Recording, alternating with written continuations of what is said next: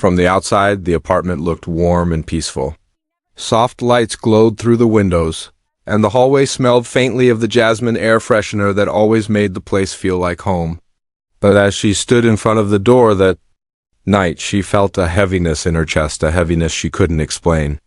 It was the kind of feeling a person gets when life is quietly shifting, preparing to reveal a truth no one expects. She reached for the handle, exhausted from work. Her shoulders ached, her feet throbbed, and her mind was cluttered with rental receipts and bank notifications she hadn't even opened yet. Yet, despite everything she carried, she always tried to walk into the house with a smile. She believed that love was built in small moments, not grand gestures, and she tried every day to make this home feel stable. But as soon as she pushed the door open, something felt off. The living room was unusually silent. No TV playing, no soft music, no light chatter from the kitchen, just stillness thick and uncomfortable. She stepped inside slowly, expecting maybe everyone had already gone to bed. Then she saw her mother-in-law, standing in the middle of the room. Her arms were crossed. Her jaw was tight. Her eyes were cold, sharper than the glare of the lamp beside her. "Where were you?" her mother-in-law asked, her voice clipped and edged with irritation. She blinked, surprised by the harsh tone. "I was at work." "I told you I had a late shift today." Her mother-in-law scoffed as if the explanation annoyed her. "This is not a hotel. You can't come and go as you please. This house needs order." The woman bit the inside of her cheek, holding herself back. She had always tried to stay respectful, even when things became difficult. Her mother-in-law had a strong personality, and she often reminded everyone that she ran the household. It was easier to stay quiet than to escalate things, but tonight, something about the energy felt different, heavier, more deliberate. Before she could speak again, her mother-in-law reached to the side and picked up a small bag. Her small bag, the one she used for everyday work, the one she always kept in the bedroom. The woman frowned. "Why do you have my bag?" Her mother-in-law lifted her chin high. "Because you're leaving. Tonight." The words struck like ice. Water to her face. "What? Leaving? Why?" She managed to whisper, her throat tightening. "You don't contribute," her mother-in-law snapped. "You're a burden. You take and take. And I won't allow my son to struggle because of you." Her stomach twisted. A burden? She who worked overtime? She who paid every bill quietly without ever demanding recognition? She who handled the rent every month because she wanted to support the family? She opened her mouth to explain, but her mother-in-law cut her off sharply. "I've already made the decision. You can go stay wherever you were so busy today." The woman stared at her, feeling her heart drop, yet she managed to stay calm.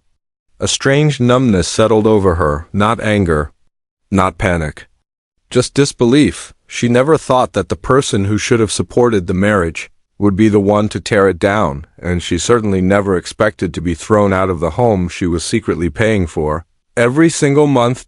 With no choice. She lifted her bag slowly. She didn't cry. She didn't defend herself. She simply walked toward the door with a silent strength she didn't know she had. But as she stepped out into the cold night, she felt something rising inside her, a truth that would soon shake the entire household, a truth her mother-in-law had no idea was coming. The night air felt colder than usual as she stepped onto the sidewalk. She hugged her bag close to her chest, not because it held anything valuable, but because it was the only thing she had left from the home she helped keep running. She walked slowly, letting the shock settle in. Her mother-in-law's words still echoed in her ears. "You don't contribute, you're a burden." If only she knew the truth. She headed toward the small cafe around the corner, the only place still open at that hour. The warm smell of coffee and fresh bread touched her like a small comfort as she entered. A worker was sweeping the floor and gave her a friendly nod. She found a seat near the window, sat down, and finally let herself breathe. She placed her bag on the table and opened it to check if everything was still there. On top was the small folder she always carried, the one with every rent receipt. Neatly tucked inside, months and months of payments. Her name printed clearly, her bank account number, her signature. She held the folder for a moment. It felt almost strange. The same papers that represented her effort, her sacrifice, her responsibility, were the same papers no one in that house had ever cared to ask about. Not once. She remembered the day the rent became her responsibility. It wasn't planned. Back then, her partner had fallen behind at work. Bills were piling up. Stress was tearing the home apart. She saw how heavy everything was for him and decided she would handle the rent until things got better. She didn't do it for praise. She didn't do it so anyone would think she was a hero. She did it because she believed in building the home together. But somehow, her quiet support had turned into silent invisibility. Her thoughts were interrupted when her phone lit up. A message. She reached for it slowly, half hoping it was her partner asking where she was, checking if she was okay. But it wasn't him. It was her bank. Another rent receipt confirmation. The rent for the next month had just been processed, $4,800 withdrawn. From her account, she stared at the message, stunned. A hollow laugh escaped her lips, the kind a person makes when life becomes so strange it almost feels unreal. Here she was evicted, accused of not contributing while the home's next month of rent had just been paid by her. Paid in full. She rubbed her forehead, feeling a dull ache forming behind her eyes. The situation was almost absurd. And yet, somehow, it wasn't surprising. Her mother-in-law had always judged her, always commented on her clothes, her job, her earnings, her existence, but she never expected it to reach this level. To be thrown out with no explanation, no conversation, no chance to speak. But now, something unexpected began to grow inside her. Not anger. Not bitterness. Clarity. She finally saw what she hadn't wanted to see for too long. She wasn't welcome in that house, not because she did something wrong, but because some people refuse to see others beyond their assumptions. They build stories in their minds and call them truth. She wiped her eyes, straightened her posture, and quietly packed away the receipts. The question now was simple. Should she tell the truth and challenge everything, or should she let them continue believing their own version until the truth revealed itself in a way they couldn't deny? As she sipped the warm coffee placed on her table, she felt the weight on her chest grow lighter. The next steps of her life were about to change everything. And this time she wouldn't stay quiet. The next morning came sooner than she expected. She hadn't slept much, maybe an hour or two at most. The cafe had closed at midnight, so she spent the night sitting on a bench outside a nearby community center, watching cars pass, listening to the city breathe, trying to steady her thoughts. When the first signs of dawn touched the sky, she felt an unexpected calm settle over her. The night had given her time to think, to replay the words that had pushed her out of her own home. And with every thought, the fog in her mind lifted a little more. She knew one thing for certain. She couldn't go back, not without answers, but answers weren't something her mother-in-law offered easily. Around 7 a.m., her phone buzzed. She hesitated before checking it, unsure if she even wanted to know who it was. But when she looked, her heart tightened. It was her partner, only one message. "Where are you?" Nothing else. No question mark about concern, no apology. Just a simple, distant question. She stared at the screen for a long moment before writing. "Beck, your mother told me to leave." The reply came instantly, quicker than she expected. "I didn't know. Can we talk?" Part of her wanted to ignore it. Another part needed the conversation. So she agreed. He said he would meet her at the cafe near their building. When she arrived, he was already there, sitting with a nervous energy she hadn't seen in him before. His hands fidgeted with a napkin, and he kept glancing at the door as if he wasn't sure she'd come. When she finally walked in, he stood up quickly. "Why didn't you tell me?" he asked before she even sat down. She felt a familiar ache rise in her chest. "Tell you what?" "That she told you to leave?" She took a deep breath, trying not to let the frustration spill over. "Because you already know how things are between your mother and me. I didn't want to start another argument last night." He lowered his gaze, shame flickering across his face. "She shouldn't have done that. I'll talk to her." "Talking won't fix it," she replied softly. "This isn't the first time." But it's the first time she crossed the line. He didn't deny it. He knew the truth. He'd seen the comments, the cold looks, The unspoken blame? He had tried to ignore it, believing it would eventually get better. It hadn't. After a long pause, he finally asked, "Where did you stay last night?" "A bench," she answered, not hiding the honesty. The cafe was closed. His eyes widened. "Why didn't you call me?" She gave a sad smile. "Would it have changed anything?" He opened his mouth, then closed it again. They both knew the real answer. She reached into her bag and placed the folder full of rent receipts on the table between them. His brows furrowed in confusion. "What's this?" he asked. She pushed it gently toward him. "Proof," she said. "Since your mother seems convinced I don't contribute." He slowly opened the folder. His eyes scanned the first receipt, then the second, then the stack behind them. Month after month, her name, her payments, her commitment. His face slowly paled. "You paid all of this?" he whispered. She nodded. "Every month, without missing one." "But why didn't you tell me?" "Because I didn't want you to feel pressured," she said quietly. "I wanted us to build things together. I thought helping with the rent would make life easier for both of us." He leaned back, overwhelmed, rubbing his forehead with both hands. I didn't know. I honestly didn't know." "I know," she said. "Your mother didn't know either. That's why it was so easy for her to throw me out." He looked up at her, then really looked at her, with guilt soaking into every word he spoke next. "I'm so sorry. For everything." She felt the weight of that apology. But whether it was enough, that was something time would answer. For the first time in a long while, the silence between them felt honest. And yet, she could sense something else approaching, something bigger than both of them, a shift, a decision, a turning point, one that would determine the path of the entire story. Her partner walked beside her quietly as they made their way back toward the apartment building. The morning sun had climbed higher, warming the sidewalks, but the air between them felt cool and uncertain. Neither of them knew what would happen next. They only knew that a conversation was unavoidable. When they reached the entrance of the building, he paused. "Are you sure you want to go up?" he asked gently. She nodded. "I'm not going up to fight. I just need to get my belongings. And I need her to see the truth with her own eyes." He swallowed hard and opened the door. As they climbed the stairs, she could already feel her heartbeat quickening. Not out of fear, but out of exhaustion. She was tired of being misunderstood. Tired of being painted as someone who didn't try. Tired of giving quietly and receiving judgment loudly. When they reached the apartment, the door was slightly open. Her mother-in-law was in the living room again, this time humming softly while wiping the table. She turned around when she heard them enter. The humming stopped immediately. "Oh," her mother-in-law said sharply. "You brought her back?" Her partner stepped forward before she could respond.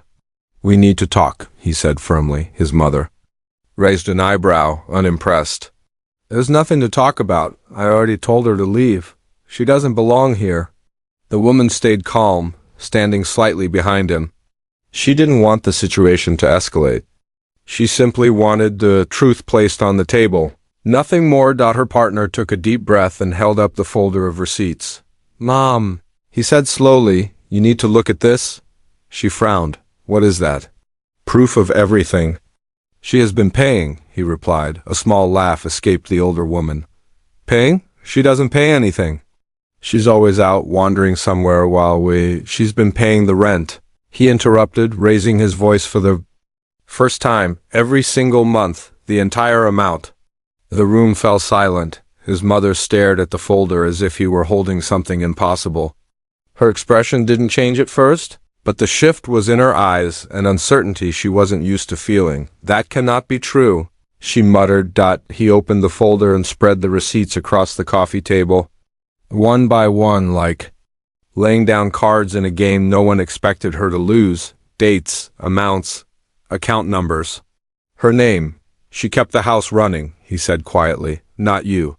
Not me, her." His mother stood still, blinking slowly as if trying to process what she was seeing. She picked up one of the receipts with shaking fingers, examined it, then another. With each one, her confidence seemed to crumble. The woman watched from a distance, not with triumph, but with sadness. This moment wasn't about proving someone wrong, it was about revealing the truth she had carried. Alone for too long, her mother-in-law finally looked up, her expression unreadable. I didn't know, she admitted, the words brittle. And forced, you never said anything. The woman spoke for the first time. Her voice was calm, gentle, but steady. You never asked. Her mother-in-law opened her mouth to respond, then closed it again. She didn't have an answer for that. The silence stretched between them, heavy and awkward. For the first time, the older woman didn't have a sharp comment, a scolding remark, or a dismissive wave of the hand. All she had was the truth staring her in the face. Her partner stepped closer to her, placing a reassuring hand on her shoulder. You should never have been treated that way, he said softly, but something in her heart had shifted. She no longer felt the same attachment to this place, not after last night. Not after the bench, the cold, the loneliness. Not after being thrown out of a home she paid for when she finally spoke. Her words surprised even herself. I came here to get my things, she said quietly. Not to stay. Both of them looked at her in shock. Her partner whispered, Are you leaving for good? She didn't answer right away, because deep down she knew the truth. This moment was only the beginning of her real decision, and part 5 would reveal what she chose. The room fell into a stunned silence after she said the words. Even she hadn't expected them to come out that clearly. But once they were spoken, they felt right like something inside her had finally unlocked. Her partner moved toward her, panic rising in his eyes. Wait, don't make that decision so fast. We can fix this. I'll talk to her. I'll set boundaries. Things will change. She looked at him, her expression soft but tired. You've said that before. His shoulders dropped. He knew she wasn't wrong. He had promised change in the past, promised to talk to his mother, promised to protect the partnership, promised to make things better. But promises only worked when followed by action, and that action had been missing for too long. She walked past them and headed toward the bedroom. The room felt different now, foreign, almost like it belonged to someone else. She took out a small suitcase from the bottom of the closet. It wasn't until she unzipped it that her partner finally followed her inside. You don't have to go like this, he said quietly. I'm not my mother. I don't want you to leave. She paused, hands resting on the edge of the suitcase. I know you're not your mother, she said softly. You've always been kind. But kindness isn't enough when I'm treated like a stranger in a place I help support. He lowered his head. I should have done more. She didn't need to respond. They both knew it was true. She folded her clothes neatly, not rushing. The slowness gave her space to breathe, to acknowledge what she had endured. For months, she had worked late shifts, sacrificed her own needs, carried the rent payments quietly, and still found herself treated as if she contributed nothing. She wasn't angry. She was simply done. While packing, she heard footsteps behind. Her mother-in-law appeared at the doorway. The older woman's face was stiff-caught between pride and embarrassment. She cleared her throat. I didn't realize, she said slowly, that you were paying so much. The woman didn't turn around. She just continued folding. Her mother-in-law stepped closer. I may have misjudged you, she added awkwardly. Her partner looked at his mother sharply. That's it? That's all you're going to say? The older woman's jaw tightened. What else do you want me to say? The woman finally turned, her expression calm and steady. Nothing, she said. I didn't come back for an apology. I came back for my things. Her mother-in-law looked at her for a long moment, as if trying to find a response that wouldn't bruise her pride. In the end, she simply nodded and stepped back. The woman zipped the suitcase and stood up. She took one last look around the room. It was filled with memories, some warm, others painful. But she no longer felt attached to any of it. When she stepped into the living room, her partner reached out gently. Please don't leave, he whispered. I'll make it right. I'll do whatever it takes. She looked into his eyes and saw sincerity. She also saw fear, the fear of losing something he never realized he was close to losing. I'm not choosing to leave you, she said quietly. I'm choosing to leave this environment. I can't grow in a place where I'm constantly doubted, He swallowed hard. Can we still try? She took a deep breath. Maybe, but not like this. I need space, I need peace, and I need to feel valued, not tolerated. He nodded slowly, fighting his emotions. Then I'll support whatever you need. She lifted her suitcase and walked toward the door. Her mother-in-law stood to the side, watching with a look she hadn't shown before, something almost like regret. When the woman stepped into the hallway, the building felt brighter than it had in months. The air felt lighter. Her steps felt new. She didn't know exactly where life was taking her next. But she knew she wasn't stepping into fear, she was stepping into freedom. And Part 6 would reveal where that freedom led her. Asterisk the first thing she felt when she stepped outside the apartment building was air, real, open, freeing air. It wasn't cold or warm. It just felt different, like it didn't belong to anyone else.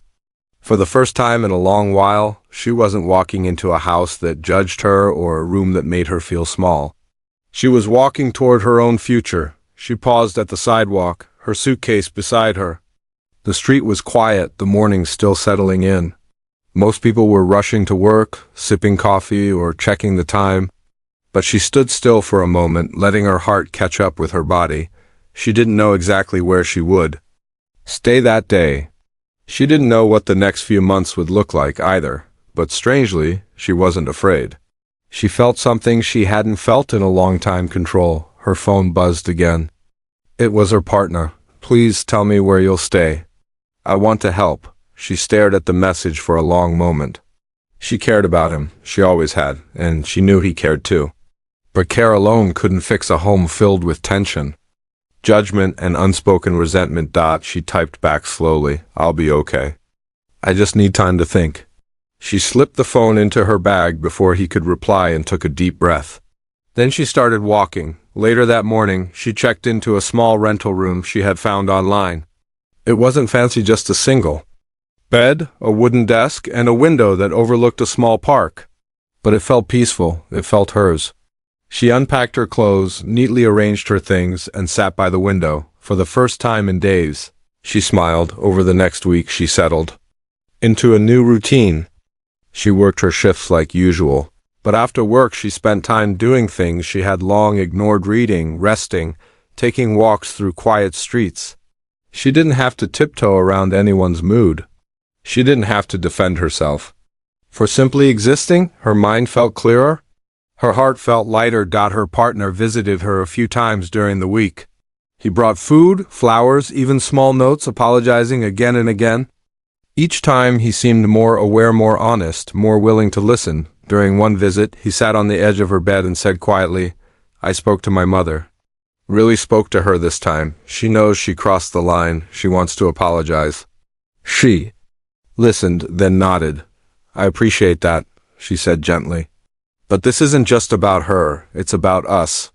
And the home we build. He looked down, then back at her. I know, and I want to build one with you, a real one.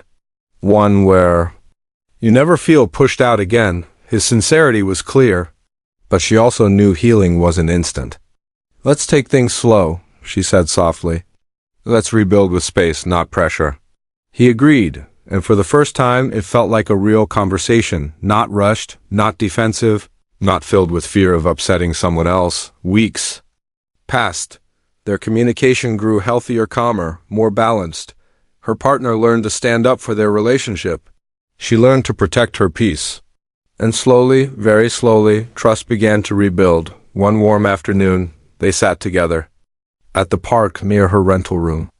The sun filtered through the trees, and the breeze carried the faint scent of flowers. Her partner looked at her and asked, Do you think we can start again? In a place that's just ours? She thought about everything she had been through. Hurt, the silence, the strength she didn't know she had. And then she smiled. Yes, she said. But this time, we build it together, equally. No secrets. No assumptions. No one else's control. Just two people choosing each other honestly. As they walked back toward the street, she felt something powerful rise inside her. Not fear, not doubt, but hope. A new beginning wasn't something that appeared suddenly. It was something you stepped into, one choice at a time, and she finally understood. Sometimes being pushed out isn't the end of a story. Sometimes it's the beginning of the one you were meant to write.